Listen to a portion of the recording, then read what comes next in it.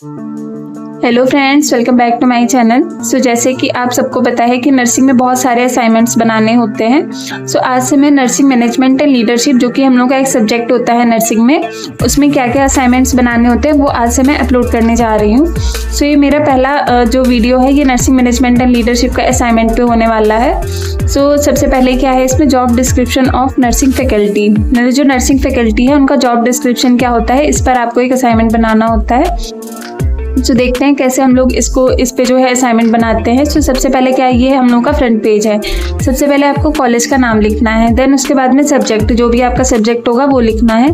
Then उसके बाद में टॉपिक, जैसे कि क्या टॉपिक है हम लोगों का इसमें, तो job description of nursing faculty का जो भी जॉब डिस्क्रिप्शन है उसके बारे में बनाना है, सो वो लिखना है। देन उसके बाद में सबमिटेड टू, कि आप किसको सबमिट कर रहे हैं। देन उसके बाद में सबमिटेड बाई, मतलब यहाँ पर आपका नाम आएगा। देन उसके बाद में आता है सबमिटेड ऑन, मतलब किस डेट को आप सबमिट कर रहे हैं वो आएगा आपका।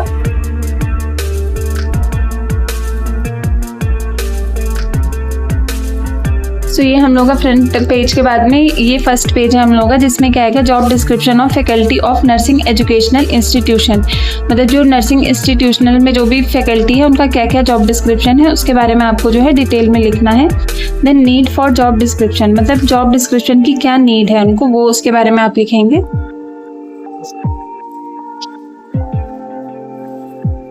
देन उसके बाद में ये आएगा हम लोग का job description of principal cum professor. जैसे कि प्रिंसिपल सबसे ऊपर आते हैं नर्सिंग फैकल्टी में, सो उनके बारे में लिखना है। सबसे पहले उनकी आएगी एसेंशियल क्वालिफिकेशन, मतलब उनकी क्या क्वालिफिकेशन होनी चाहिए। देन क्या एक्सपीरियंस होना चाहिए उनको, उसके बारे में लिखना है। देन उसके बाद में ड्यूटीज़ एंड रिस्पॉन्सिबिलिटीज़ के बारे में लिखना है कि उनकी क्या ड्यूटीज़ होंगी, क्या रिस्पॉन्सिबिलिटीज़ होने वाली हैं। सो ये सारा उसके बारे में लिखा हुआ है, आप देख सकते हैं इसको।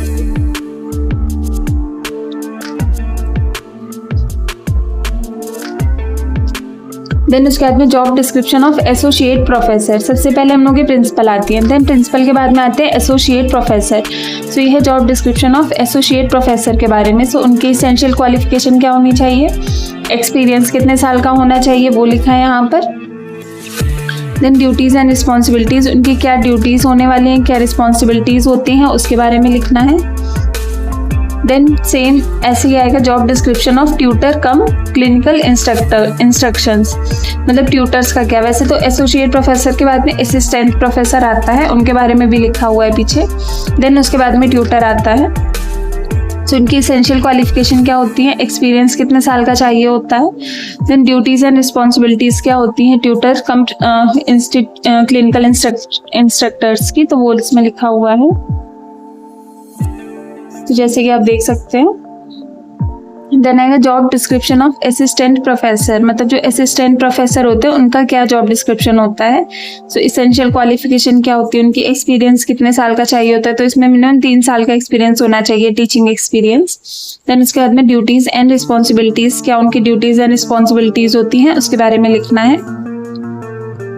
देन उसके बाद में आएगा ऑर्गेनोग्राम। ऑर्गेनोग्राम क्या होता है, कॉलेज ऑफ नर्सिंग जो भी होता है उसका, मतलब क्या हायरार्की क्या होती है वो मैं बताऊंगी अभी। तो जैसे कि आप देख सकते हैं ये हमारा ऑर्गेनोग्राम है। तो ये दो तरीके से इसको डिवाइड कर सकते हैं, तो अकॉर्डिंग टू INC, दूसरा है जो हम लोग के कॉलेज में चल रहा है वो क्या है। तो अकॉर्डिंग टू INC कितना होना चाहिए, वो है 40 to 60 पर स्टूडेंट, मतलब 40 to 60 स्टूडेंट के अकॉर्डिंग कितने जो है वो स्टाफ होना चाहिए। और जो मतलब मेरा कॉलेज है उसमें कितना है वो दूसरी साइड उसमें कंपेयर करके लिखा गया है। सो जैसे कि आप देख सकते हैं प्रिंसिपल कम प्रोफेसर कितना होना चाहिए, 1 होना चाहिए। वाइस प्रिंसिपल कम प्रोफेसर 1 होना चाहिए। प्रोफेसर 1 होना चाहिए। एसोसिएट प्रोफेसर 2 होने चाहिए। एंड असिस्टेंट प्रोफेसर 3 होने चाहिए। ट्यूटर 8 to 16 होने चाहिए। देन जो कॉलेज में है वो आप देख सकते हैं अदर साइड लिखा हुआ है, मतलब टोटल स्टाफ 16 to 24 चाहिए, बट मेरे कॉलेज में टोटल स्टाफ जो है वो 11 है। देन ये है organogram as per INC for allotted seats, मतलब BSc नर्सिंग के अगर 40 to 60 सीट्स हैं किसी कॉलेज में, तो प्रिंसिपल 1 होना चाहिए, वाइस प्रिंसिपल 1 होना चाहिए, प्रोफेसर 1 होना चाहिए, associate professor 2, assistant professor 3 and tutor 8 to 16 होने चाहिए। एंड अगर 61 to 100 स्टूडेंट की सीट है अगर, तो फिर कितना, प्रिंसिपल 1, वाइस प्रिंसिपल भी 1 होना चाहिए, प्रोफेसर 1 से 2 होने चाहिए, एसोसिएट प्रोफेसर 2 से 4 होने चाहिए, असिस्टेंट प्रोफेसर 3 से 8 होने चाहिए, ट्यूटर 16 to 24 होने चाहिए अगर 60 to 100 स्टूडेंट्स हैं तो। देन समरी, आप समरी लिख सकते हैं, मतलब जैसे कि nursing faculty are responsible for delivering quality education and training, मतलब जो भी है नर्सिंग फैकल्टी के बारे में, उसके बारे में आप समरी लिख सकते हैं। देन एट द एंड आपकी आती है बिब्लियोग्राफी, कि मतलब किस सोर्स से आपने जो है वो डाटा कलेक्ट किया है, तो वो आपके आएगा बिब्लियोग्राफी में। तो ये हम लोग का आज का असाइनमेंट था, जो कि हमारा nursing management and leadership subject है, उसमें होता है। तो ये सारे नर्सिंग स्टूडेंट्स जो हैं उनको बनाना होता है। टॉपिक आपके टीचर चेंज भी कर सकते हैं, बट सेम भी हो सकता है टॉपिक। सो आज हम लोगों ने देखा job description of nursing faculty, इस पे असाइनमेंट कैसे बनता है, क्या इनकी क्वालिफिकेशन होनी चाहिए और क्या इनके रोल्स एंड रिस्पॉन्सिबिलिटीज़ होती हैं। सो थैंक यू फ्रेंड्स, अगर आपका मेरा वीडियो पसंद आया हो तो please like, share and subscribe ज़रूर कर दीजिएगा। धन्यवाद।